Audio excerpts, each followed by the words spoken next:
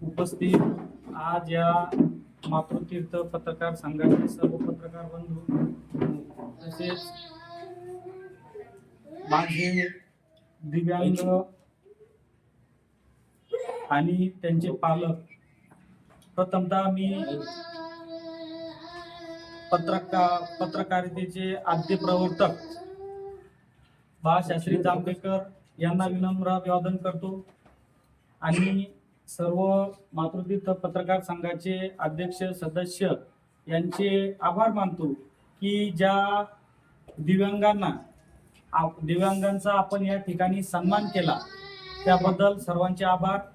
बघा, दिव्यांग हा मनाने म्हणजे शरीराने जरी दिव्यांग असला तरी तो मनाने आणि बुद्धीने तल्लख असतो, परंतु त्याच्यामध्ये जे गुण आहेत हे गुण आपण समाजाने तसेच त्यांच्या पालकांनी हे गुण त्यांच्यातून घेतले पाहिजे आणि त्यानुसार त्यांनी त्याला चालना दिली पाहिजे। इथेच आपले राधे भाई बसलेले आहेत, त्यांनी आपलं उच्च शिक्षण केलं, B.Com केलं। बघा, त्यांनी जर ठरवलं असतं, आपण आज समाजामध्ये अनेक ठिकाणी बघतो की आताच मी ज्यावेळेस इथे आलो साधारण 11:15 दरम्यान एक चांगली स्त्री या ठिकाणी आलेली होती आणि त्या स्त्रीनं ताईंना काहीतरी मागितलं। बघा, चांगले लोक जर स्वतः कष्ट करू शकत असतील आणि त्यांनी जर तुम्हाला मागायचं आणि मागत फिरायचं आणि फुकट आपल्याला काय मिळेल याच्या भरोश्यावर जर राहायचं तर दिव्यांगांनी कोणती प्रेरणा घ्यायची नेमकी की आपण काय करायचं।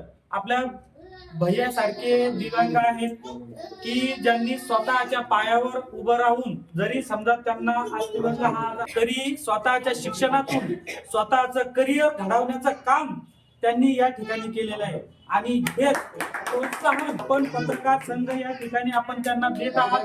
पुन्हा एकदा आपले सर्वांचे आभार मानतो।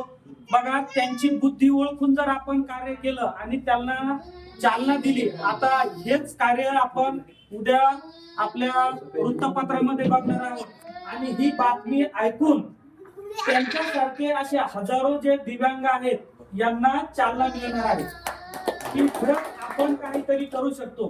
माझा मुलगा उत्कर्ष हा 16 वर्षाचा झालेला आहे। त्याच्या आजाराविषयी थोडीशी मी तुम्हाला माहिती देतो। बघा, हा आजार जेनेटिक आजार आहे। वयाच्या 9व्या वर्षापर्यंत हा नॉर्मल मुलासारखा असतो।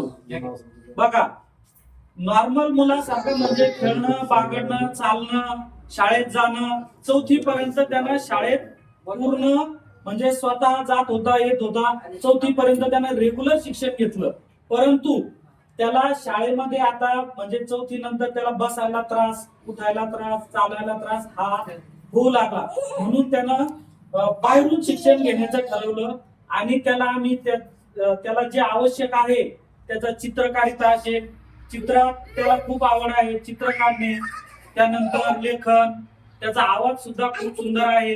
म्हणजे अशा त्यांच्या आपण जर गरजा पुरवत गेलो, आता सध्या तो खल्ल्याळ गावाने येथे माझ्या मूळ गावी 10वी मध्ये शिक्षण घेत आहे।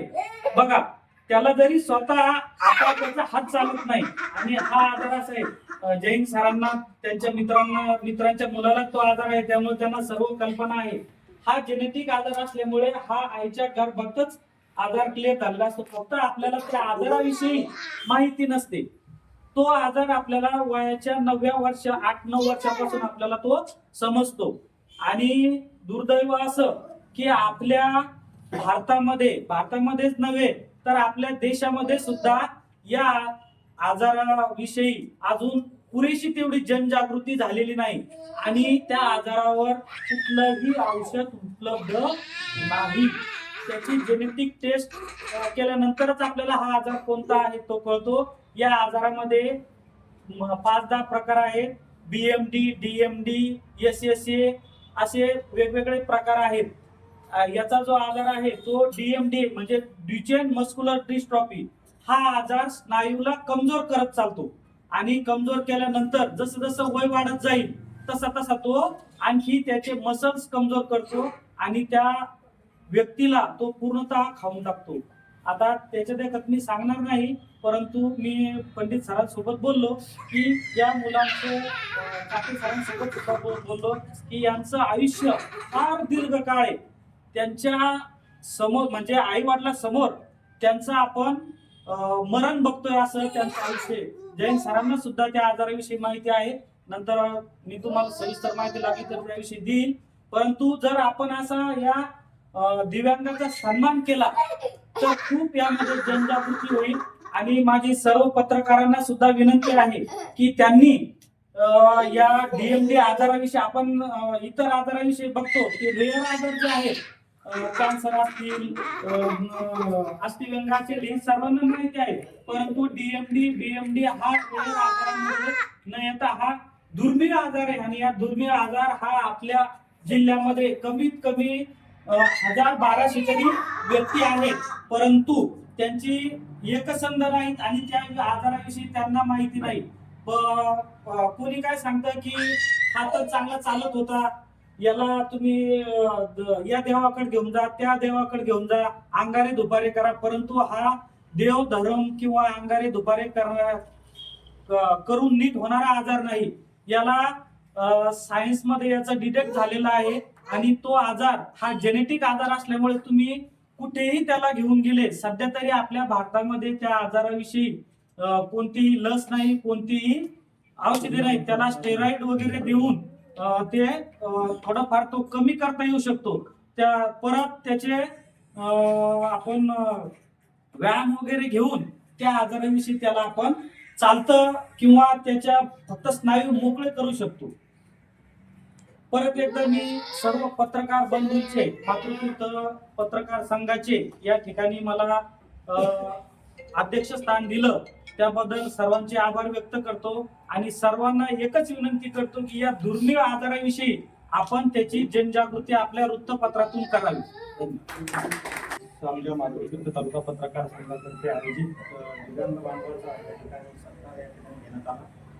या पत्रकारांच्या सर्व आमच्या अध्यक्ष जैन साहेब तसेच आमचे पदाधिकारी यांच्या विनंतीस मान देऊन आपण सर्वजण दिव्यांग बांधव या ठिकाणी आहेत आणि आमचा मोठ्या मनाने या ठिकाणी सरकार समारंभ स्वीकारला त्याबद्दल तुमचे पुनश्च एकदा आभार व्यक्त करतो. आणि मग आपण या ठिकाणी मोठ्या शिस्तातीनं आपले बाल्य असतील, आपले मुलं असतील, त्यांना मोठ्या शिस्तातीने त्या ठिकाणी शिकवता, त्यांच्या उमेदीला चांगलं पोहोचण्याचं काम त्या ठिकाणी पालक करतो. आणि तुमच्या पालक वर्गांकडे पाहून अनेक पालकांना त्या ठिकाणी ऊर्जा निर्माण होते. तुमच्या मुलांकडे पाहून अनेकांची उमेद, अनेकांची ऊर्जा त्या ठिकाणी द्विगुणित होते. आणि तुमच्या पाल्यांचे असे फारसे अनुभव ऐकून आमच्यासारखे 4 लोक समाजामध्ये त्या ठिकाणी चांगले दिव्यांग बांधवाविषयी सांगण्यात त्या ठिकाणी काम करत असतात. तुमच्याकडे पाहून सुद्धा आमच्यासारखी ऊर्जा मिळते. त्याबद्दल आमच्या पत्रकार संघाच्या विनंतीस मान देऊन आपण या ठिकाणी उपस्थित झाला त्याबद्दल मी अध्यक्ष महोदय यांच्या वतीने आपण सर्वांचे पत्रकार संघाच्या वतीने आभार मानतो. आणि पुन्हा एकदा आपले आभार म्हणून या ठिकाणी थांबतो.